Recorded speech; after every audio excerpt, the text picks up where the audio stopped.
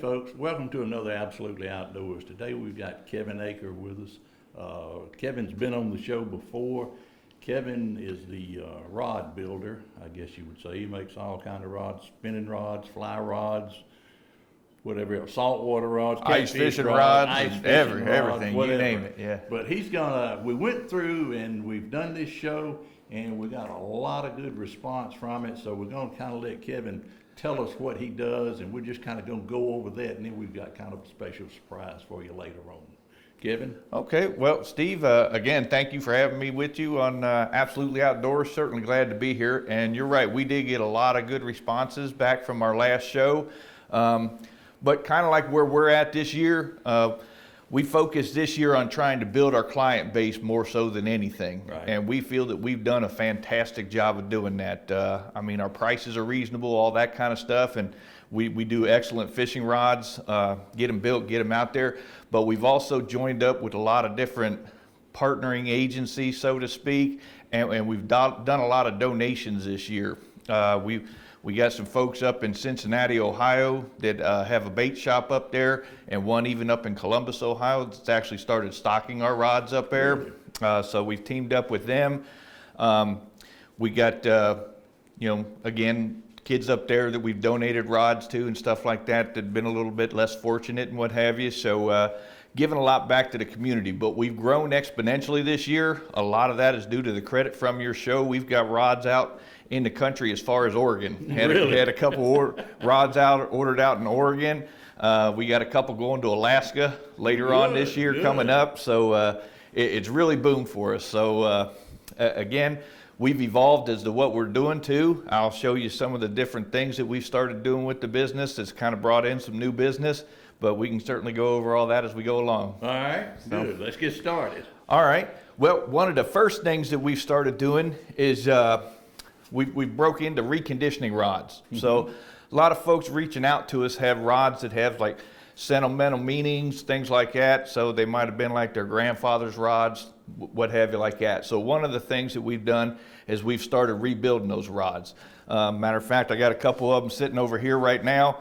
That one there's a surf rod for catfishing, but the reel seats come loose on it. Mm-hmm. So I'm going to reconstruct that whole rod for that gentleman there. We can get into that, and I can show you a little bit about how we do it and what have you as we go along. But that's just one of the things that we've kind of delved into this year. Good. And probably the most challenging thing that I've taken on, though, Steve, is get a lot of requests for customers who want their rods painted.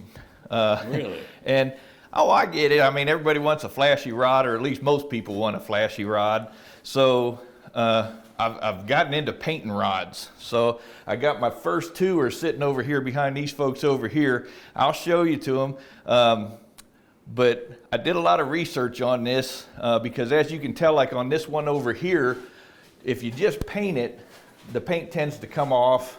They get worn out over time, things like that. Right. So most of your colored rods, the color's actually in the resins, all right? But as I've tried to learn how to paint them, what I did was I got with the auto body shop up the street. Mm-hmm. And found out some different techniques to help the paint stay on there. Yep, Mr. Kelly up there, DCAT Automotive, absolutely. Yeah. And so they actually make a clear coat in a paint that you put a flex agent in. Really? And it allows the paint to flex and move with the rod. So not to get too, I would call it scientific just because it's scientific to me, but you have to maintain the finish on the rod underneath the paint, which makes it want to come off anyways, and still get the paint to stick on there. So we've been somewhat successful.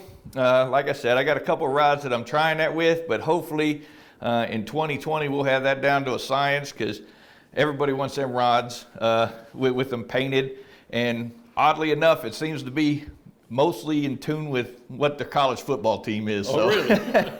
I did a couple of them a little bit earlier this year for University of Kentucky. So not a big fan of the Wildcats, but that's what the guy wanted, so that's what he got. And they actually turned out to be really beautiful rods. I saw one grip that you had one time, and it was the orange and white, like Tennessee. Yep, that was actually Now, okay, that was the orange and white one, but I actually did an orange and blue one, and that was for a family that watched the show the last time. I believe it was Mrs. Lofton ordered that rod. We did Yeah, Fran. Fran Lofton, yes. Yeah. And she actually contacted us as a result of the last show that we did, and we built a saltwater rod for her. I believe it was her son. But we did the orange and blue rope wrap on that. Now I've got one over here that's something similar to what you're talking about that I've been working on. And this one, of course, is being done in the green and black colors, but you can see where we kind of mix the colors of the rope on there. And that's a 100-pound test rope that's on there. But once you seal it in with the epoxies and glue it all together, that'll be completely permanent. Nice thing about these, the rope grips are, no matter you get mud, dirt, whatever you get on your hands, you're always going to have something to grip onto and have a solid grip. So mainly you're going to use that when you're looking at bigger fish, like if you was out for big striper fishing or saltwater or what have you, where you needed to get a strong grip on the rod, that's what you're going to use that for. But, That's pretty.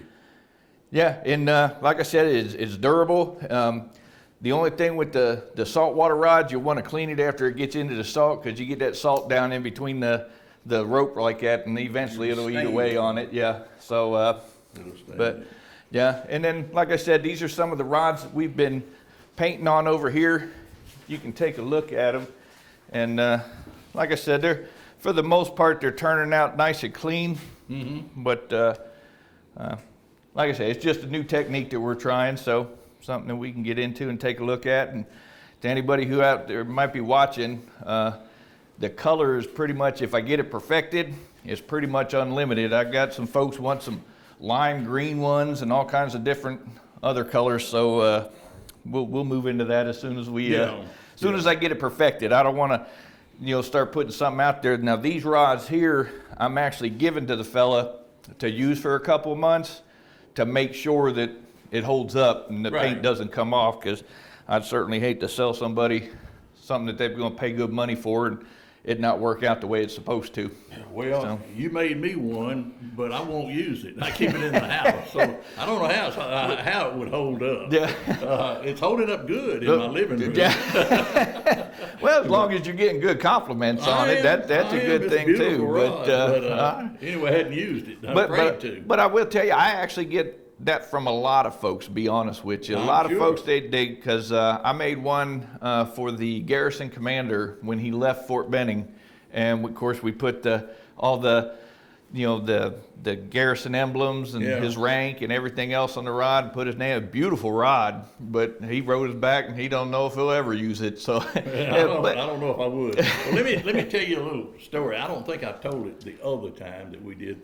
I went fishing one time and I broke the tip off my spinning rod.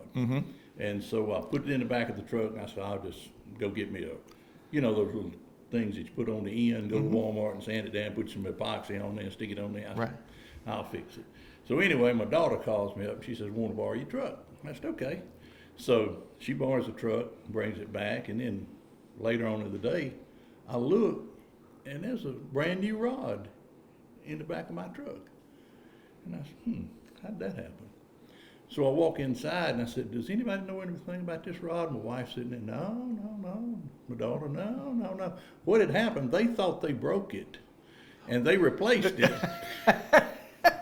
Well, either way, it worked out good for you, right? It worked out good for me. And I said, this thing was broken and now I got a brand new one. And then they had to confess that they knew about it and they went and found another one just like it and bought it. Nice. But anyway, go ahead. Well, like you said, either way, you get a good fishing rod out of that. So, that's right. Well, and I've done a couple of tip repairs, but I try to stay away from, because like if you break a rod like that, if you're really wanting to get all the action out of your rod, you need to start with a new blank. I mean, if you're just going to go out and pan fish or what have you, you can get away with just re-tipping a rod like that. But I can tell the difference. Yeah. Oh yeah. It changes the action on the rod. But you said a new blank. Now you just buy these blanks, right? Yeah. So like your blanks come to you, like for example, this would be one of the new blanks. This is like an 8 to 15 pound rod here.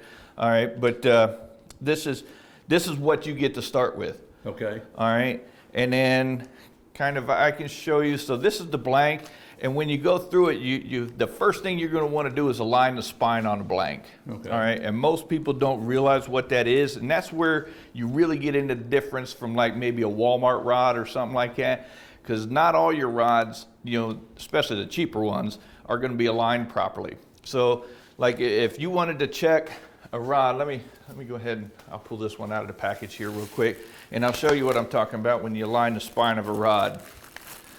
All right, so when you take this out, now every rod has what's called a spine. So what you'll do is you simply put it on the floor or something like that, and you roll the rod, and you'll see it kind of, I don't know if you can see that, but you certainly feel it snap into place. All right, so that's actually where the spine of the rod is. So if you catch a fish and you got everything aligned right, it should bend for that. To whereas if you have it aligned improperly, the rod's going to want to twist as the fish is pulling on it.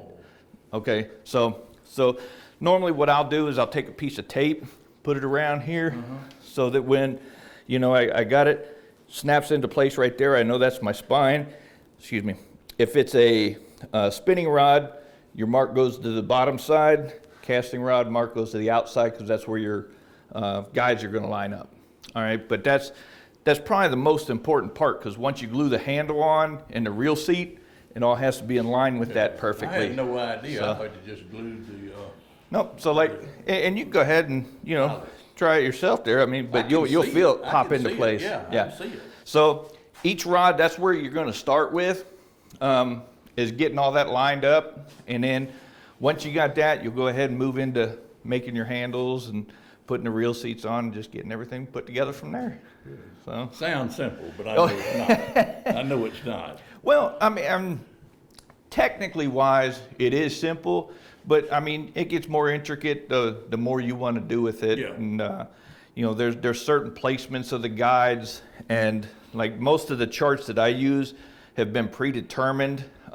If you have a rod that's not listed on the charts, then you can actually do, I call it a drop test. So like if it's a 15-pound rod, put a 10-pound weight on the line and you pull it over, and you never want to have a spot where the line would actually touch the rod or create more of an angle at any given point. And that's how you measure to space your guides out so that you've got an even line going all the way through there.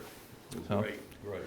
Okay, well, I've learned a lot more today than the other. I thought I knew it all. Anyway, we're going to take a little break. We'll be right back.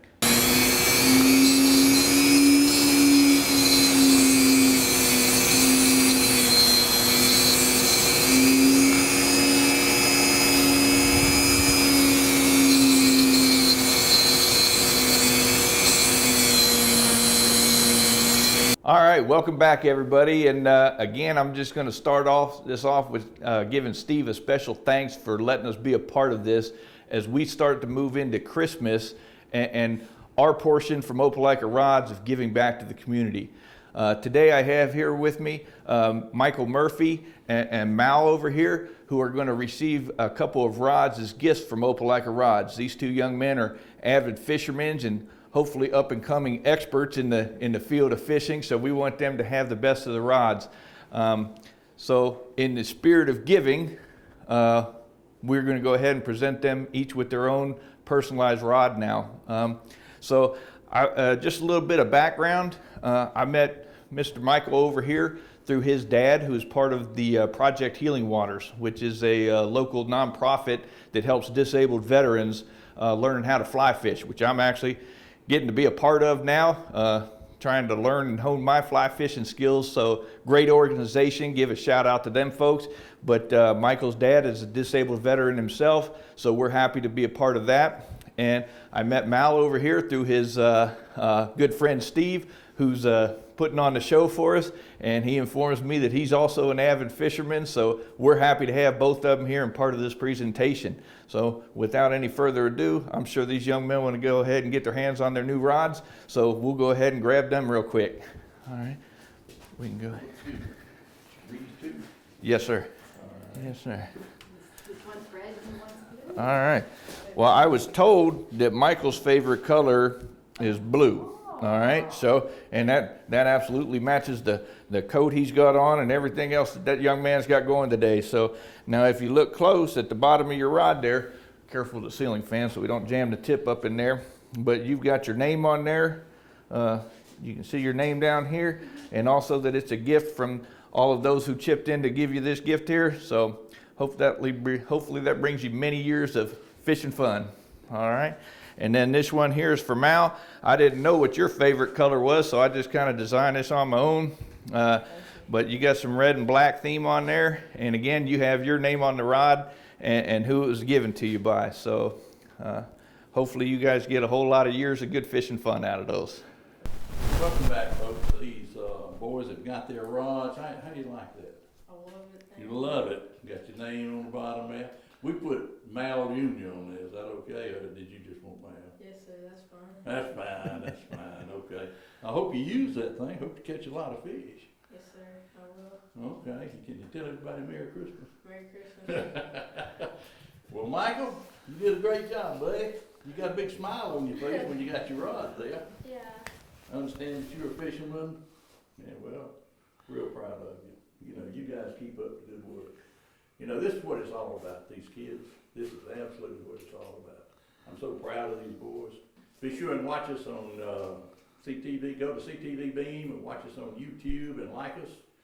Until next week, thanks for watching. See you then.